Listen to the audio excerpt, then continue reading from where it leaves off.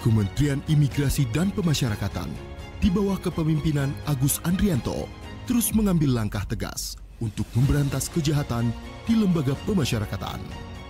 Penguatan pengawasan dan razia semakin intensif dilakukan sebagai langkah berkelanjutan dalam menciptakan lapas yang lebih bersih dan aman. Kasus penipuan atau scamming dengan berbagai modus dan kasus peredaran narkoba di dalam lapas menjadi atensi untuk segera dituntaskan. Demi menjaga ketertiban dan menciptakan rasa aman di masyarakat, langkah cepat pun dilakukan.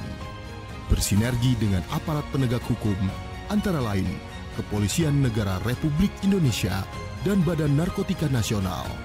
Pada Maret 2025 lalu, telah dilakukan tes urin dan razia serentak yang hasilnya ditemukan berbagai barang terlarang, 1.115 ponsel, 2.291 barang elektronik, dan 2.880 senjata tajam.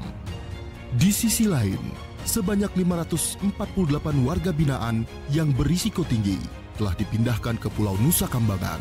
Berdasarkan hasil penindakan dan asesmen, narapidana tersebut terindikasi masih mengendalikan peredaran narkoba serta penipuan online dari lapas dan rutan sebelumnya. Selain itu, sepanjang November 2024 hingga April 2025, sebanyak 82 petugas pemasyarakatan pun telah mendapat hukuman disiplin hingga diberhentikan karena terlibat pelanggaran. Dengan detail, 4 orang kepala UPT dinonaktifkan, 14 orang pejabat struktural dinonaktifkan, 57 orang dilakukan pembinaan dan pengawasan, 2 orang petugas ditahan oleh BNNP, 2 orang kepala UPT dalam pemeriksaan, 2 orang pejabat struktural dalam pemeriksaan, dan 1 orang petugas dalam pemeriksaan.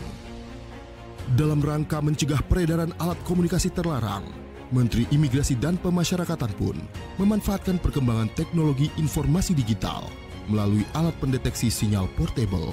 Tak hanya itu, Menteri Imigrasi dan Pemasyarakatan juga telah meresmikan Warung Telekomunikasi Khusus Lembaga Pemasyarakatan atau Wartel Suspas sebagai sarana pemenuhan kebutuhan komunikasi warga binaan dengan keluarga. Untuk mengurangi risiko pengulangan pidana, program pembinaan turut dilakukan bagi tahanan, narapidana, dan anak binaan yang membutuhkan rehabilitasi sehingga dapat lepas dari ketergantungan terhadap obat terlarang. Telah dilakukan screening nafsa terhadap 10.172 warga binaan dan 3.345 diantaranya membutuhkan rehabilitasi.